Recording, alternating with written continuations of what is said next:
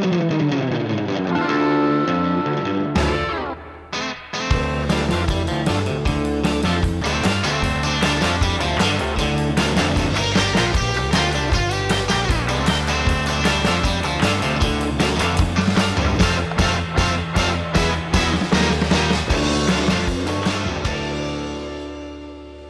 and welcome to Practical Spirituality here in the Esha Torah, which is at this point in my dining room in Yerushalayim, overlooking my courtyard outside. So here's the deal: it's an age-old process that we're involved in when it comes to dealing with this the coronavirus, but it's particularly intense. See, I've been teaching classes now for about 28 years. One of my main topics that I bring up a lot is the illusory, the illusion of creation, meaning that we're living inside a digital simulation that the Creator is creating. And we've discussed that over and over and over and over again. I've given a million talks on that. And there's a reason why I give talks on the illusory nature of creation. There's several reasons. One of the reasons is because, great ticket out, because if this is all there is, that's pretty lame. So it's nice to be able to take that kind of mini vacation to know that there's something way beyond this creation that's running the show. But it's also a subject of peace of mind. It's getting us to be able to let go of needing to be in control of everything happening in the world. That it's not in our control, and that we can let something greater than us run the show, and that's a big part of knowing that we are projection. We're basically just a very complex hologram that's shooting out of the mind of God into creation, and God's running the show for us, because it brings us to peace of mind. I think people like that, but they like it in a way that it's kind of like getting high. They like it in a way that they might like to have a big beer at the end of the day, or they like it in the way they might like to show up at some meditation or yoga class. But I'm generally teaching from Jerusalem. Most of the time, 90% of the time, my classes are coming out of a place where people are living this full time. This isn't like it's not like it's not a yoga class you show up to on your way home from work. It's a reality that we live in, and it's not just us. The truth is, the further we're the beginning. We're the essential part of the Semites, of the people who are the children of Shem, and Shem means meaning-oriented people who are looking for the intrinsic meaning of things. That's why it's called Shem. Shem means to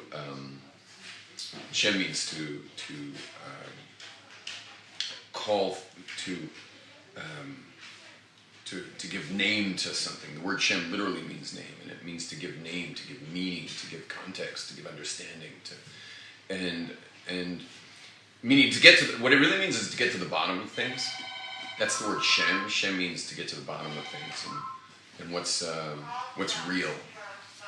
And being Shemites, I know most of you are listening to this from Western places, whether it's Europe or America, the EU, the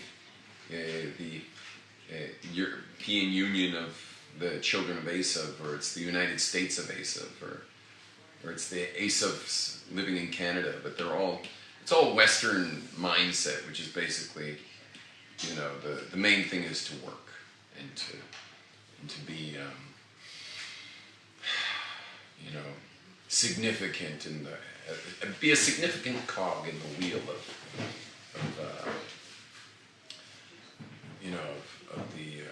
industrial complex. And, but that's for people who are not Semites. I mean, Semites, we have to work. I mean, we've got to pay for our Shabbos food and stuff.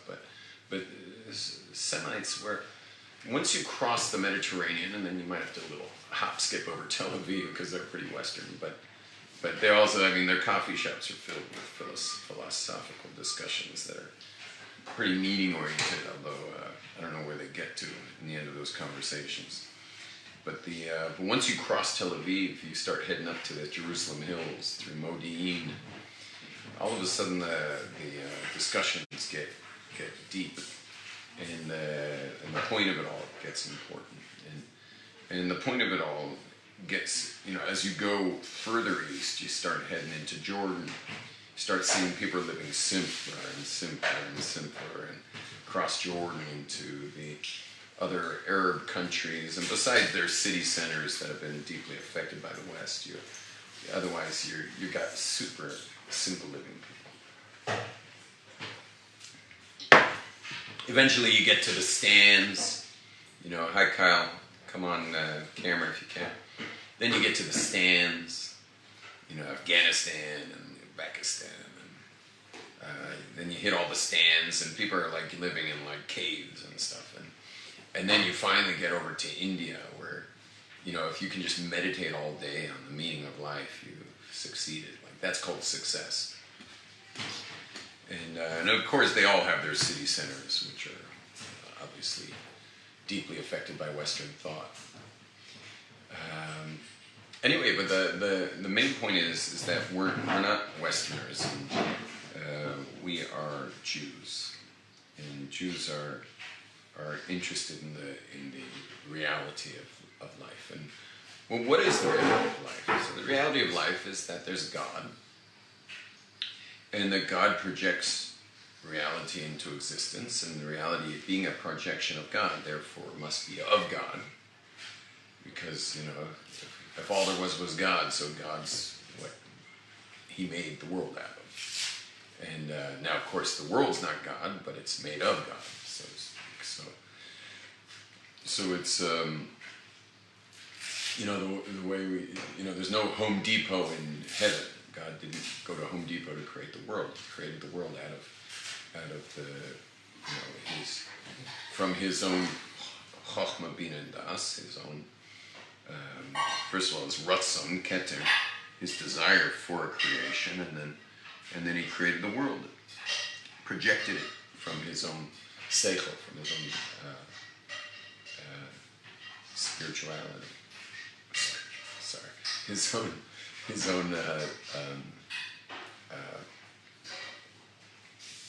basically his desire for a creation.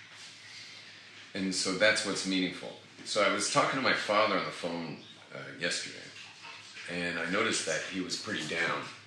And I asked him, what's going on, and what was making him so down was the fact that he couldn't watch any sports. There was no sports going on because all the sports were canceled. And then I got a phone call. Can you do me a favor? There's a microphone stand against the wall behind me that's very distracting to this picture. Or at least it's distracting me the whole time. So if you can... Nice comment, Rafi. You can undo your microphone if you want to say things, If you're in a quiet room especially, feel free to chime in. Anyway, Rafi said teach him to watch highlights. I'm sure he's watching some highlights, but you're right, teach him is probably the good idea because he probably wouldn't know how to watch the old things. Anyway, anyone coming on, if you can put your camera on, it'd be appreciated. Later, I spoke to someone who's into entertainment, and they've had all their tickets canceled, meaning like they have season tickets to various concert halls and theaters and stuff, and that was gone. Then I've spoken to a couple people out there who are Shalom Aleichem. I've spoken to a couple of people out there who are very social types, and so they go dancing or they go to pubs or whatever they do. They go to restaurants. And, well, those are all closed now, and I've had probably the most interaction with students who are in the New York world where money is king, and so they're taking these big hits, and so we're in touch about that, and so they're hurting pretty badly there, and it's really crazy too, because it's a shame that people didn't realize to sell when we got the news of the coronavirus then, and there's a couple other Rabbi Green, Rabbi G. There's a couple other people on, but they're just some students of mine who can see you, but it's just a few dudes. Anyway, that might tell me to, like Kyle and Rafi, to tell you everyone. Anyway,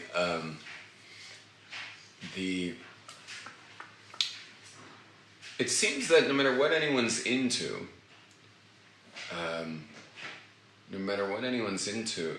they're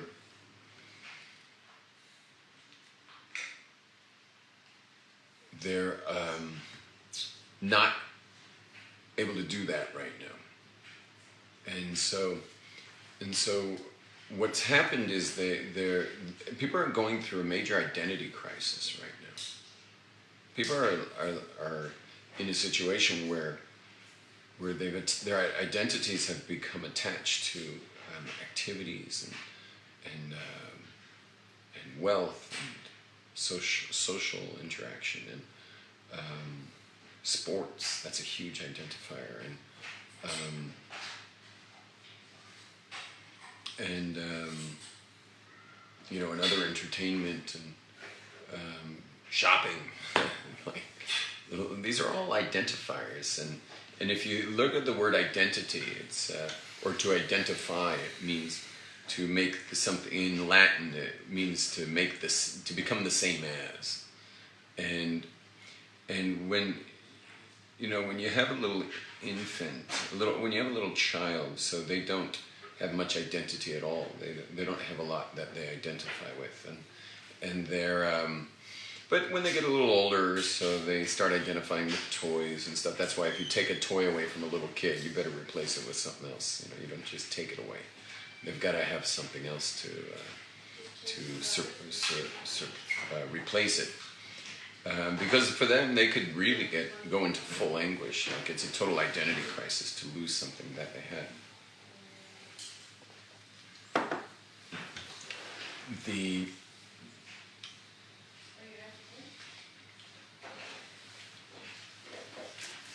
The identity of a person, we can't help but identify with things external to us. And the retail world likes this very much, that we identify with these things, because it'll never be enough. There's always going to be something else you can identify with, and they'll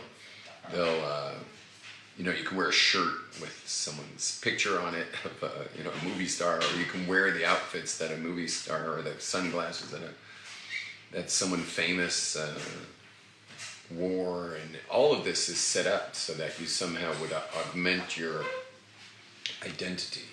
That you could somehow, like be someone that's, more. Like it's all offering to add, to augment you in some way, and it's a $1 trillion industry to be augmented. Whether it have to do with people using plastic surgery to change their bodies, to hair color, to all that stuff is all supposed to somehow make you more. And apparently getting thinner should make you less, but it makes you more as well. And sports affiliation makes you more. And it's also very interesting, watching when people's team loses. Like they might have just missed. They were sitting 50-yard line, but missed the greatest game of the year. They missed the greatest game of the year. How'd they miss it? Because their team lost. And so they weren't able to see, first of all, the amazing plays of the other team. Like, let's say they have a really great team this year, so they're so excited for the game. But it turns out that the other team was of such excellence, but they missed it. They missed it. I can tell you, as a kid growing up with a father as a sports fanatic, I know any of you sports people listening to me right now would be jealous to be raised on the 50-yard line of the Rams and the Raiders and the right behind Laker bench and right behind the home plate at Dodger Stadium, and season tickets, 4 season tickets to every game, and that's how I grew up. But I always cheered for the other team. I mean, I didn't want to become like ridiculed by the people sitting around me, so I waited until something really great happened, so that way I could at least look at the people sitting behind me who were getting angry and say, Did you miss that pass? Like, did you not notice that pass? Like that was an amazing pass. How can you not cheer for such a play? Anyway, but again, it's identification that when their team loses, and then LA's been getting a lot of rain lately, and so I was speaking to someone from LA yesterday who told me the weather's terrible, and he's all depressed about it. That it's raining. I'm like, here you are, like sucking Northern California's lakes dry. And you finally get a little of your own water, and like, oh, now it's like it's all bad news. But again, that's just more identification, identity augmentation. Is I'm in sunny Southern California, and that's like, who's raining on my parade? So let's talk a little bit about what the hold on one sec. Okay. By the way, anyone watching this can join the Zoom meeting. If you just go on Zoom.com and click join a meeting, and then you can just hit the code 613 for the 613 commandments, then the numbers 248 for the positive commandments, and then 0365 for the negative commandments, the 365 negative commandments. Again, 613 are the commandments, which break down to the numbers 248 positive commandments, and then the negative ones are 365, but you got to put a 0 first. 0365. That's the code. 613-248-0365, and you can join in because right now I have 2 students watching, and it would be a lot nicer to share this with more people's cameras on the screen. Okay. Anyway, let's talk a little bit about the effects of the coronavirus on things. So how's this? Everything's shut down. How's this? Total identity crisis. It's massive financial pressures. The great uncertainty, great unknowns. So it brings us as Semites to ask ourselves the following question: what's life about? What's real? What's true? What's something that is what? Rafi said it's like Shabbos forever. I know, it's so funny. We've been offered Shabbos for forever now. Where you can't really do anything or go anywhere. But thanks for joining, Donna. Please turn on your camera so that we can see you. Hey, Shimon, David Shimon. I always forget you have a middle name, Shimon. Hey, Donna, welcome. Thanks for turning on your camera, Shimon. Please drive. David Bars, please drive carefully. Okay. And anyway. Yeah, it's funny, Rafi, that we've all been given Shabbos forever and no one wants it. It's like we don't want to be in Shabbos forever. We want to get back to, making our mark. And it's amazing how making our mark is so important to us.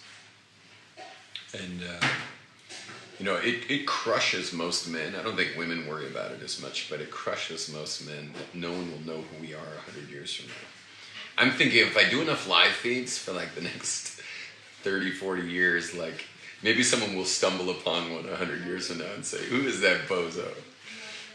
But like, but it's like, no one's gonna have any clue who we are. And how do you know this for a fact? Is that someone here name anyone from your own ancestors that lived 100 years ago and tell me like anything they did. Now, if they wrote a book, shkoyach, okay, or they painted a painting and it's been sitting in your parents' living room, shkoyach, he painted or he wrote a book.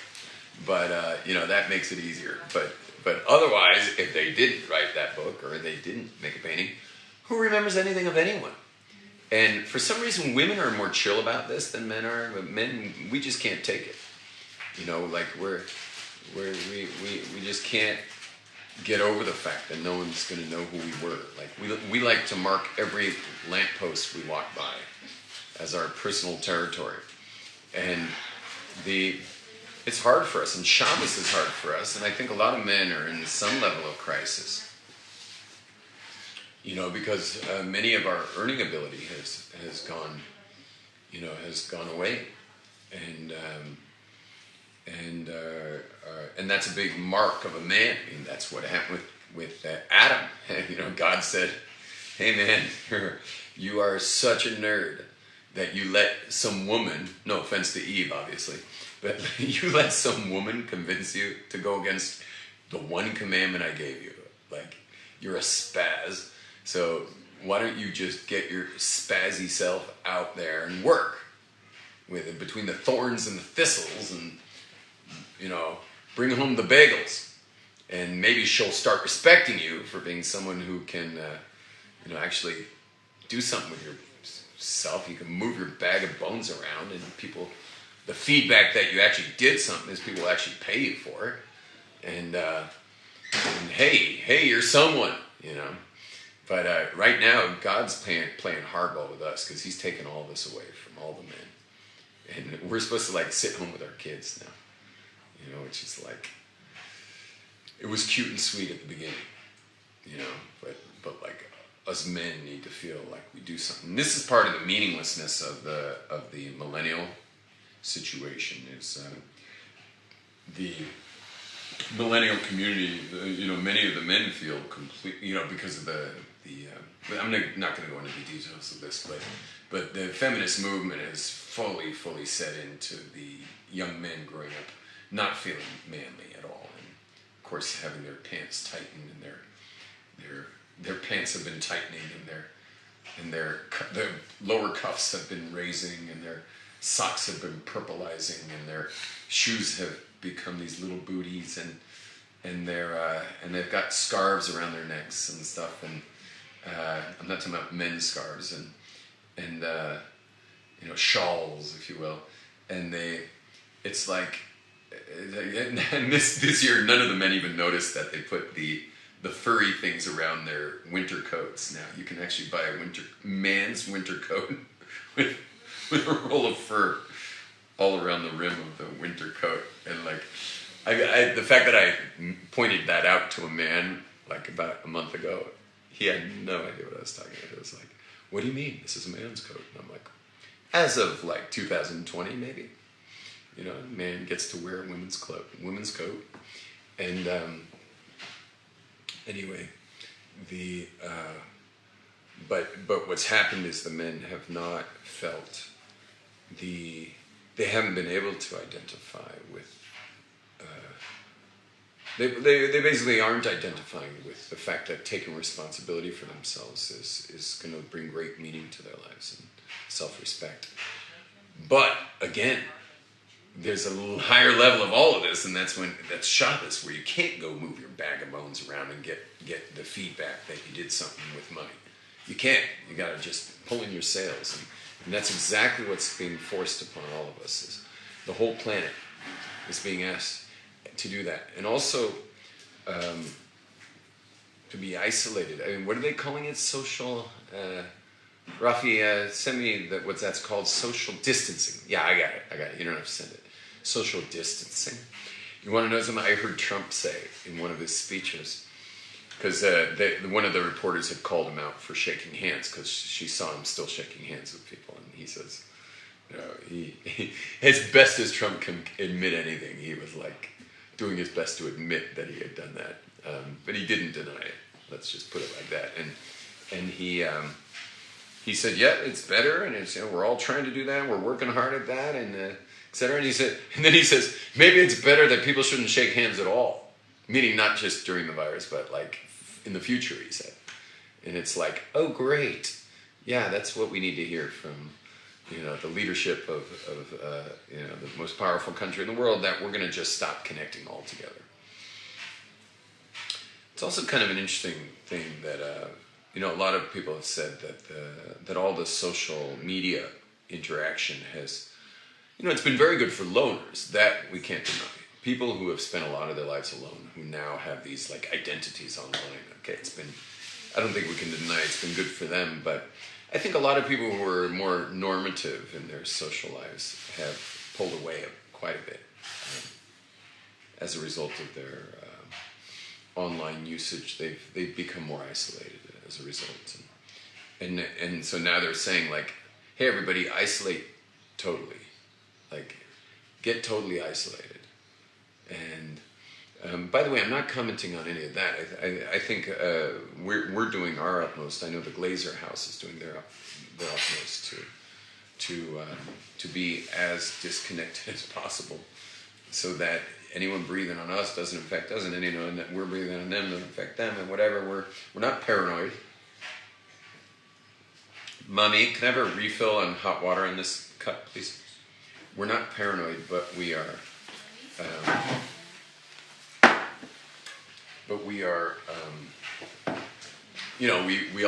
We want to slow this thing down, and also. Every country has a per capita of people in hospital beds per size of hospital, meaning there's an amount of beds per. Every hospital has an average amount of people filling their beds a day, and Israel's way over the top every day. And we have an amazing medical system, but apparently it's always flooded, and not because there's more sick people. I think there's actually less sick people, and that's why you'll notice we don't have deaths with the virus. Baruch Hashem. Should continue that way, please God. But we don't have extra beds. And I read one editorial that's the reason why they're going so intensely on the shutdown, is because they want everyone shut down as much as possible, because it's just it's not an option that everyone hits hospitals. It would be automatically going to like. Whatever 3-star hotel's empty, that would become the hospital. Nobody wants that,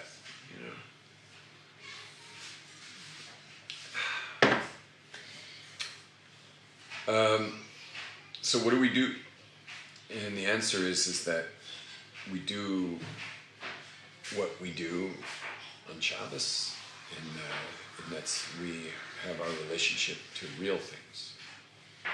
Like we're Semites. We like to talk about what's real. Okay, so what's real? Let's have a little discussion on what's real. So, what's real?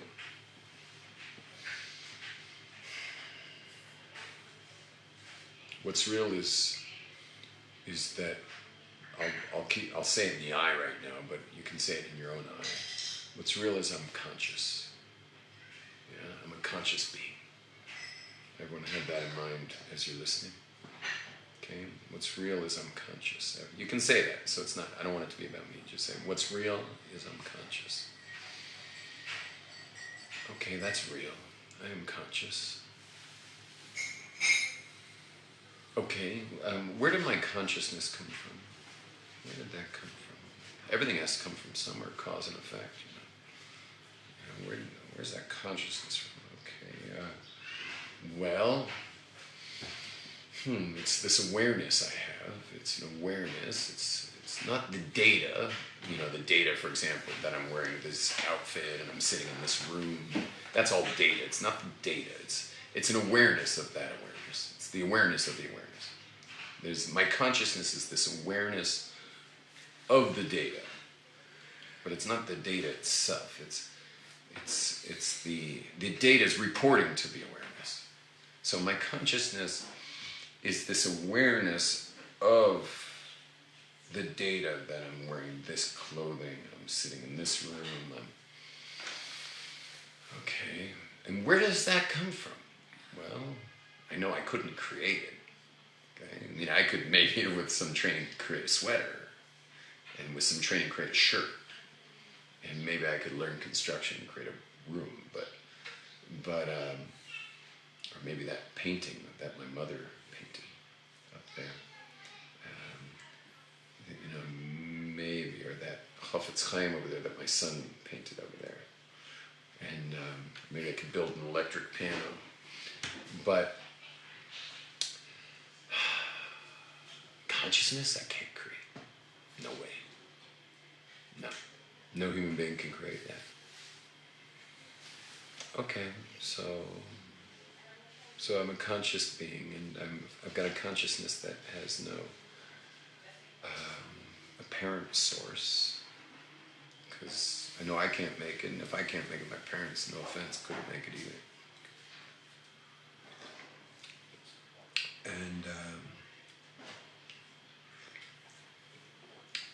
And what Judaism calls it is the soul. There's multiple levels of the soul, but that bottom membrane is the lowest level of your given awareness to the soul. So, okay, so I have a soul. So where'd that come from? The answer is, well, it would have had to have come from a higher consciousness, because only a consciousness can make my consciousness. Okay, so I want everyone listening to this to breathe into the fact that you have a consciousness.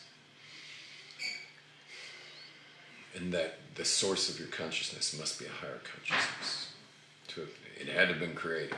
Everything was created. So a higher consciousness breathed this consciousness into being. Okay, so there's me, and there's this consciousness, and or I am this consciousness, and a higher being created it. That higher being is present. Because, okay, let's go to the next step. Is the consciousness encapsulated in me, or is it being projected into me? Whoever came on the iPhone, please turn on your camera. Oh, it's the next teacher. That's funny. Yo, what's up? I'm glad your phone's muted since you're on guitar. Anyway, so the consciousness, is it encapsulated in me? I mean, that can't be, because it's not found in me. It's not going to show up in a brain scanner or an MRI. And so therefore, that consciousness is coming from outside of me. Huh. Okay, so this consciousness comes from outside of me. Well, who's that coming from? And the answer is, well, it's coming from the higher consciousness. So there's this higher consciousness that's creating my consciousness. And in other words, this higher consciousness is lending its own consciousness, not its encapsulated consciousness, because obviously it's showing up in all of you, and it's an infinite being, so it's infinitely beyond all of us. But this infinite being is, oh, you are muted now. Press Command-Shift-A to unmute. Command-Shift, what did I say, A? A. That's weird. Okay, you hear me now? That was weird, it's spontaneously muted. Anyway, so there's my consciousness is being beamed in via this greater consciousness. I think to myself sometimes, I don't know where this would stand with Jewish Kabbalistic philosophies, but that because people always have the question, what was God's problem? Like, was he bored? He was bored just being this undifferentiated being beyond all reality, meaning there was no reality yet. There was just this consciousness of God. Was he bored? Was he lonely? I mean, what was his problem? You know. But what's very interesting, and I wonder if it's a hint to the answer. And Neckmeyer, you can unmute if you want to chime in on this. I'd appreciate it if you did unmute on this. Is Aaron, if you unmute, I'd love to hear your thoughts on this. Thank you. Is that so? The question about like why did God bother? Now we don't have an answer for that. Some people like to apply the Ramchal's answer, but they're starting with Midas HaChesed. They want to say because it's good wants to bestow good. Yeah, we're not there yet. We're far from Esther Spheres of Toiv being Meiti. We're talking about God in his undifferentiated oneness. By the way, the Kabbalistic Sfarim say that there's no answer for this because for two reasons. One is you can't get into God's. You'd have to get inside the mind of God to know the end. Like there's no way you can extrapolate this one. You know, you'd have to get into the mind of God. If you saw me walking down Misgavladah Street in Jerusalem, you know, you'd have to interview me to find out where I'm going. You know, and it's not an obvious answer if you find me in an ice cream shop buying coffee flavored ice cream, which is my favorite. You know, that's not necessarily the answer. It could be I changed my mind on the way. Could be I have 10 things I'm going to be doing, and that was not one of them. You know, and I just on a whim jumped in there for ice cream. So anyway, but we don't know why. But here's what I want to play with. I thought Neckmeyer would play with me, but he's not playing with me. Here it is. Is that could it be that God's consciousness, which is all there was, wanted to sort I don't want to say divide up, but so to speak, like you know we keep seeing on the news stations where people are like, you know, the laboratories, they're like squeezing in little things into dishes and stuff. Where you want to like squeeze into each of our dishes consciousness.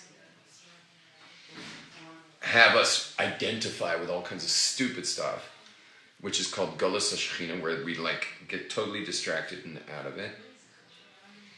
And then finally come together as a globe, as a God consciousness. And that was what this experiment was really all about. Meaning, could God put an infinite oneness consciousness inside of every human being? Meaning the godly voice inside of all of us. And yet have this huge identity crisis called, who am I? You know, like what, you know, where we're this little kid who like starts trying to identify with his toys and now with his car, and then now we're big kids with automobiles and jobs and like our houses and like we're totally overly identified. But to come back to, and you know, this back to the Semite living in caves is to come back to the consciousness that, because God's basically ripping everybody down right now. Everyone's getting ripped down. And I've watched people get ripped down just going into Shabbos. You know, I've had tourists show up at my door, you know, and they were invited for Shabbos night, but they had no idea that you're not supposed to carry certain things, and no idea that we're not driving to the Western Wall, and there were a lot of things they had no idea of. And I'm like, listen, man, when in Jerusalem, what did they say? When in Rome, do like Rome. I forget. When in Rome, be like Rome. Do as Romans do. When in Rome, do as Romans do. Is that what they say? I forget how it goes. But anyway, when in Jerusalem, do as Jerusalemites do. And I come out with a bag, and I'm like, put all your stuff in here. And like, what about my ID? And I'm like, in the bag, man. What about money? In the bag, man. What about my passport? In the bag, man. Yeah, no one's going to be asking you for your passport this Shabbos. Okay, put it in. Well, when do I get it back? Saturday night, 3 stars. You can have your bag back. And the guy's just like, how did I get into this? You know, and by the way, if he said no, I would just say fine. You know, just you can eat the meal. Just put your phone on silent. And I've done that too. And I've told people like, just put it away. Don't take it out during the meal. You know, if you got to smoke outside somewhere away from our community. But but I have given them the opportunity to just let it go, and it's real interesting to watch them let it go. So right now our globe's being asked to let it go. Everyone's being asked to just let it go, and we don't know where it's going, which means let that go too. That's the whole fear of the unknowns. So we got to let that go as well. And I know there's people who are listening to this who have heavy responsibility. I know a banker, for example, meaning a private investment banker, and he's got a lot of angry people right now, as if he did anything. But part of not investing yourself and using someone is you have someone to yell at. Like most people who do their own trading, they can only yell at themselves. But that's, I guess, you're paying him fees that you have someone to yell at. So they're yelling at them. But I know a lot of people are losing sleep because they're getting thrashed by investors and people are counting on them and etc. But we got to let it go, and we got to let that go, and we got to let that go, and we got to let that go. And all these industries are enmeshed. It's not just a hotel; it's all the chain of supplies to the hotel. It's all the workers at the hotel, and all those workers now who are fired are no longer spending money in stores. And so, it's like, it's just like a collapse like we've never seen before, at least in the last generations. But we keep God in perspective. We got to keep God in this. God didn't pull out here, and this is. Excuse me. Drinking hot tea. These days, anyone blows their nose, they're like, "Oh, great, he's got it." It's amazing how self-conscious everybody. Anyone I see sneeze, I walk a mile away from them. Anyway,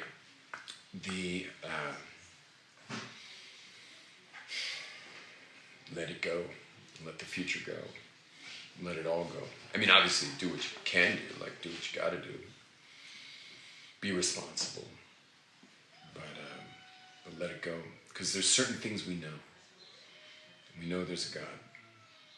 We know we have a consciousness. We know that consciousness came from somewhere. Also, the physical world. I know there's a room around me, and I know it's made of minerals, and there's wood bookshelves and books, and that's vegetable up there, and there's my wool sweater's animal, and so is the skin, and there's human, and all of that. Also, that didn't, according to the Big Bang theorists, it came out of nothing. Yeah, okay, great. You got something else to sell me? Nothing made something? No, never happened before. Well, it happened before, and it happened because the nothing that made the something is called God. Okay? That's how it works. When an infinite being creates something, then there's something from nothing. Otherwise, forget about it. And so, there's things we know, and that's all we got left. You want to feel solid in your life? You want something solid? I'll give you something solid. Simplicity. Soul. Love. God. Connection with loved ones. Stop.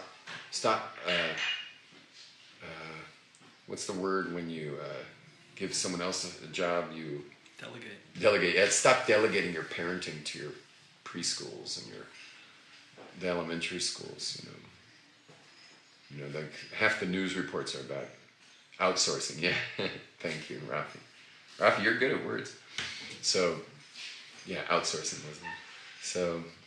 So we've all gotten so used to people outsourcing our children's lives to others, and it's time to be a parent full time, like Aboriginal style.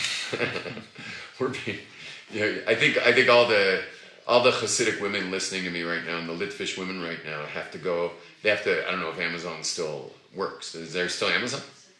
I don't know. I saw that they're saying that people have to be patient, but I think everyone has to order slings now and carry their infants on their bodies. Have you noticed that infants have a Vulcan grip? You know, they can't even hold their own head up. Their most important organ, their head, is like, you know, you got to keep the baby's head up. But Vulcan grip, they got these like crazy grips because they're like ready to hold on for the ride. Like God created those infants to be connected to their parents. And we've been outsourcing with cribs, and when they scream and cry in utter isolation, we'll say they're hungry instead of say, no, they actually want to be connected. They just want to be connected. They don't have hunger. As long as they're being fed regularly, they'll never know what hunger is. Okay, everybody. So that was today's share. I know I wasn't very alive, but I'm doing my best staring at the three people on my screen and my chavrusa sitting next to me. So it just shows how generated I am by people. I'm an extreme extrovert and love being with people. And so, shalom everyone. Have a beautiful day and simcha nachas and everything good. Shalom. Bye-bye. Adam Wax stopped by and said no one was home to